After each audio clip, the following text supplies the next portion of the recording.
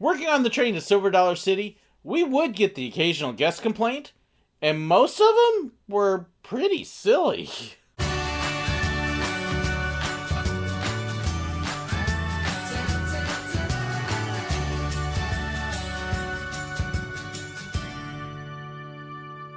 The train robbery at Silver Dollar City is a classic part of the park and the ride. People love it. People have been riding it for generations together. But there are a few occasionally who, for whatever reason, have had issues and complaints. And some of them are quite humorous, to be honest. Now, if you've never been on the train at Silver Dollar City, you're probably not familiar with the robbery. And if you're not, some of what I'm going to talk about is going to go over your head. So let me point you to that link up there that'll take you to a video of the train robbery. And there's also a couple links in the description of the video. Go check it out. Go watch the robbery first. And then you'll have a better idea of what I'm going to talk about and where some of the complaints come from. Now, hopefully you've done that. When the train stops at Silver Dollar City in the middle of the woods, it gets stopped by two bumbling, dumb hillbillies named Alfie and Ralphie Bolin. At least that's usually who it is that stops it. Alfie and Ralphie are out there trying to make some quick money. They stop the train, and then they have to shoo off the conductor to send him off into the woods and get rid of him, so that way they can rob the train. They're not the brightest bulbs out there. A lot of the show is basically cornball jokes, silly slapstick things, and just a lot of fun, dumb, if you will, a bunch of dad jokes. Which, maybe that's why I enjoy doing it so much. Part of the thing, though, with it is you do have to have a sense of humor. And we would occasionally get people who either were in a bad mood or their sense of humor wasn't working that day or just various other things that would lead up to the occasional guest complaint. It was rare that we would get a guest complaint, but every now and then you could stop the train at the station and you'd see somebody coming and you just kind of go, oh boy, here we go. And we loved our guests, and occasionally there were things we weren't aware of. A lot of the complaints that we got tended to fall in certain groups and patterns, which kind of made it easier to figure out, okay, do we take this one seriously or not? When you've got nearly 2 million people riding a year, it makes it pretty easy to sift out which ones are actually serious complaints and which ones, well, okay, somebody's having a bad day. One of the ones that we got from new riders that just made me laugh every time I heard it. Those robbers kept what I gave them. Shouldn't they give it back? Okay, now this always made me laugh because the point of the robbers robbing the train is because you're getting robbed. And I'm not sure when they would give it back. Are they going to walk all the way back through the train and hand everything back? Now, the robbers generally didn't keep anything of value unless it was clear that it was meant to be given to them. Bits of candy, pocket change, all of that they would keep. If somebody actually gave them paper money, if it was a dollar bill, they would probably keep that. Anything over a dollar bill, they would always ask, hey, are you sure about this? Are you really sure?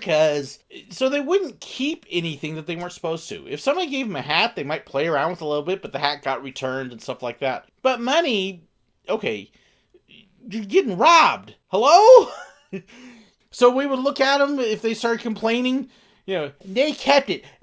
Should I ride again so I can get it back, or are you going to get it back for me? Well, ma'am, I hate to tell you, but you've been robbed. More often than not, the family would start laughing at them and poking fun because it really wasn't anything worth anything they had lost. Another one that we would hear a handful of times a year. Your show is racist! Okay. So let me explain where this one comes from a little bit. The setup for the show when the robbers are trying to get rid of the conductor is they're telling him that there is something up ahead on the train and they're warning him about whatever it is and you need to go check it out and keep everybody safe. The standard line is usually either Yankees or Indians. What do you think you're doing stopping my train out here in the middle of nowhere? You just relax. We stopped you to rob you. What? I mean, warn you. Warn me? About what? Yankees! Yankees? Up around that big, you've got 9 of the biggest, meanest looking Yankees y'all never done saw. They've all got these huge woodwork clubs and they're swinging and swatting. But don't y'all worry, they can't hit much of nothing. Why is that? Well, these New York Yankees. Indians! Indians! Up around the bend up there. 9 of them. Got these big old wood war clubs. They're swinging at this and swatting at that. They just don't hardly hit nothing. Why is that? They're Cleveland Indians.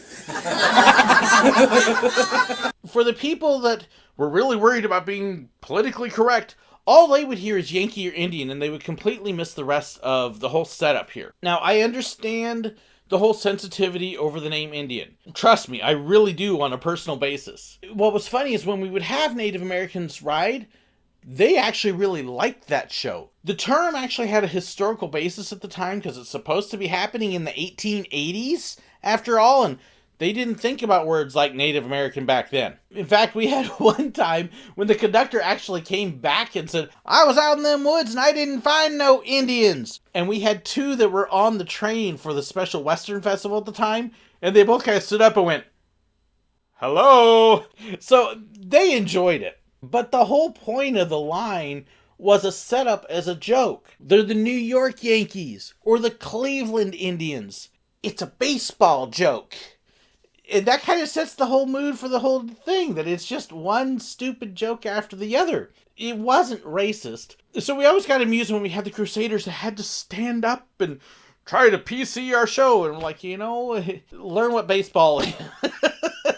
And yes, that was usually one of those that, okay, somebody didn't get the joke and wasn't paying attention. Another one that we would get occasionally was about a specific part of the show at the end. Your whole routine about Ma and Pa, that's just Indecent Inroad. Now, if you've not seen the show, at the end of it, Alfie and Ralphie are trying very hard not to get shot, and they're telling the conductor, you wouldn't shoot us, please? Not in front of our Ma. Now, again, the big joke here is that Ma's grave is right there next to the robbers. It's very easy to see that Ma's dead. But they're telling the conductor, who's not necessarily the smartest either, that their Ma's on the train. You can't shoot him in front of the Ma. Obviously, Ma's not on the train. But the two robbers go down and they find some lady to pick out to be Ma. If your Ma's on my train, I'll let you boys go. All right, bye. I want to meet her first. You want to what? Y'all want to meet their Ma? Yeah. She's really not up for it right now. Yeah, she's kind of under a whole lot of pressure. I don't care if your Ma's under a pile of rocks. I want to meet her. Well, we said no. I said yes. No. Yes. No. Yes. No. Okie dokie. Come on, Ralph. He wants to meet Mom. I'd like to meet her myself. What was that? He said he hoped Mom ain't sitting by herself. Uh-huh. I know she's on here. How do you know that? Oh, I caught a big whiff of her when the train rolled in. Here, Mom. You boys best be digging up a Ma. Oh, I don't think it's going to come to that. Mom! Oh, We loved finding people that wouldn't possibly be able to fit that mold, just because that was really part of the joke as well. But then the end bit of it is Ma always had to be sitting next to a guy. When the conductor would confront them that this wasn't Ma, well, they would change direction a little bit to the guy sitting next to Ma. And they would say, well, hey, you see that twinkle in Ma's eye? That sly little grin she's got? Well, that guy sitting next to her, that's not our Pa. Well, it's not their Ma either. So there's no relations there. But people would read into this a little bit. You're saying things about Ma and what she's doing and, who she's with. And, oh, this is just horrible. Okay, it's not Ma, which means it's not Pa. It's a joke. But there were some people that would get so oversensitive about this that there's actually one festival that they do every year where, forgive me, but some very oversensitive types tend to flock into the park during that festival.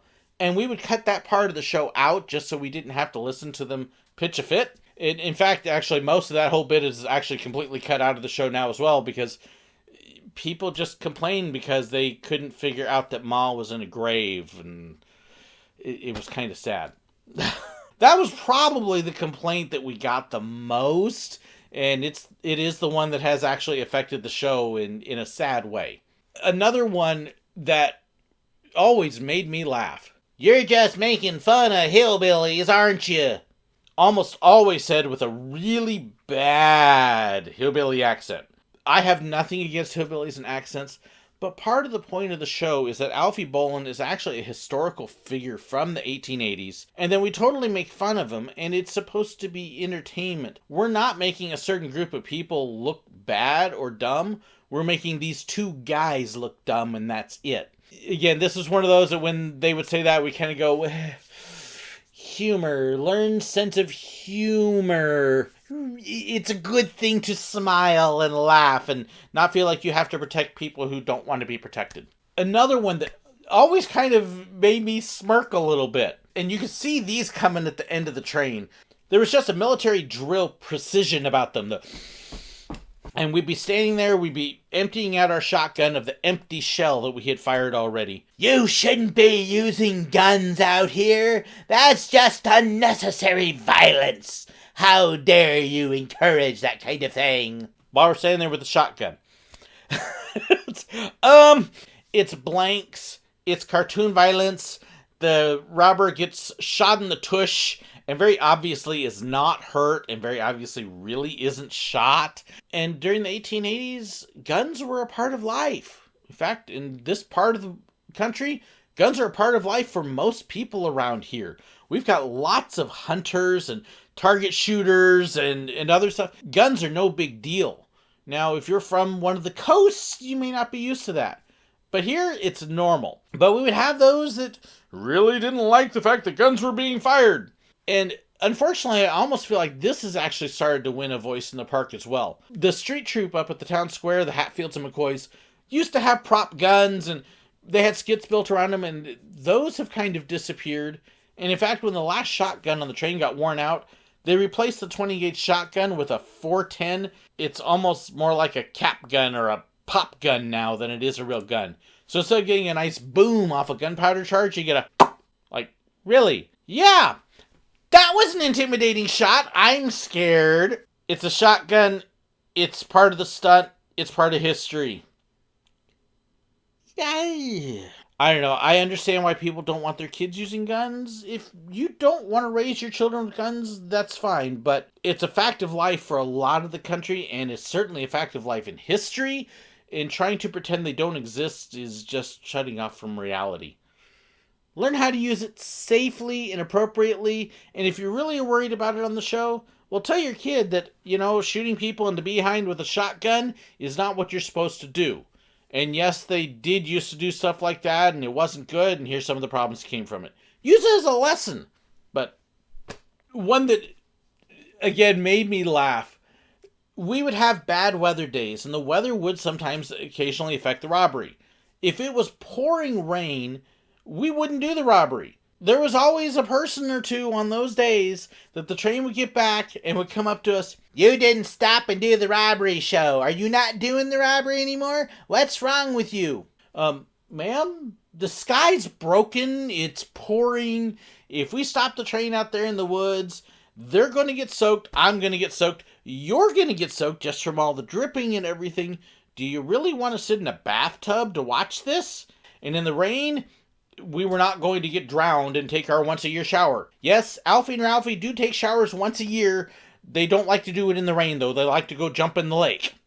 Sorry, it's not their bath day. One that I had one time, I had a guy get very upset with me while I was robbing and went back and complained to the conductor and actually complained up at guest relations about me. Part of the show is Ralph, he isn't just a dimwit, he's just plain dumb. One of our guys used to say that for Ralph was like a baby duck. Every day was brand new. And so Alfie would take part of the show and he would teach Ralph how to rob the train. And then Ralph would go and practice on somebody, usually a young lady. Okay, you remember that talk we had last night up in the cabin? I sure do, about the birds and the fleas. We're gonna go. No, not that one. About train robbing. Train robbing. No. All right, I'm going to learn it again. Pay attention. Okay. First thing you need is put your hand out just like this. Good. Now put a mean, nasty look on your face. Well, I mean a nest. You get more money that way. Okay. You call that nasty? She does.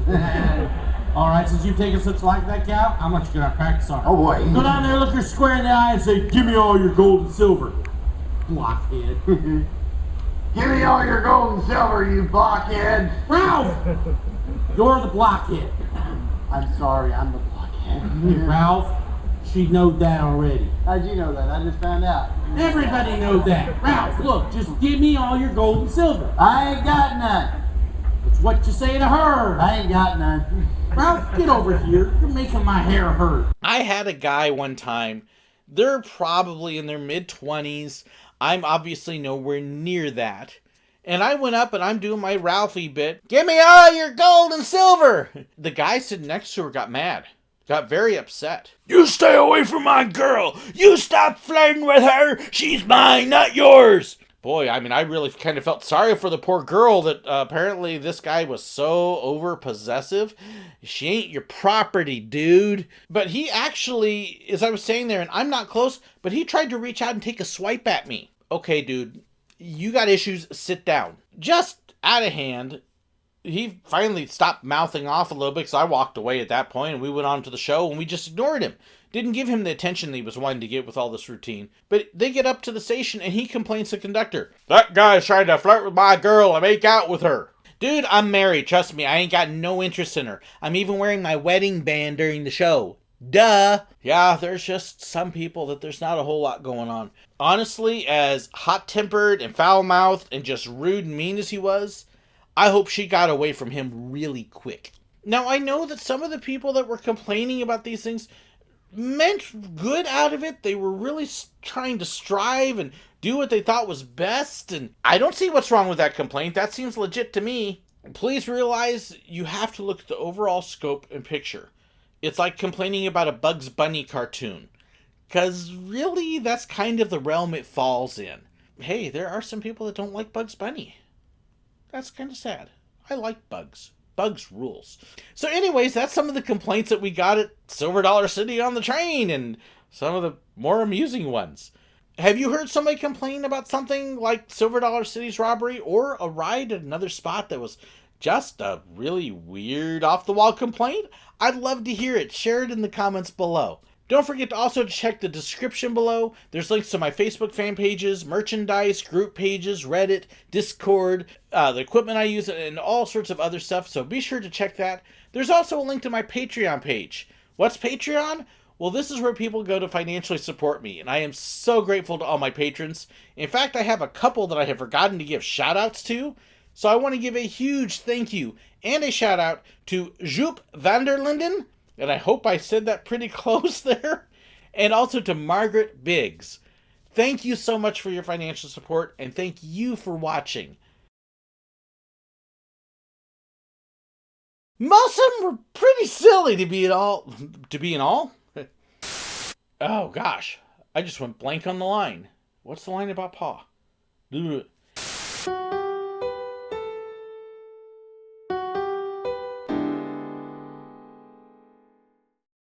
If you want to know whenever I have a new video out, well hey, make sure you hit that button right there and subscribe.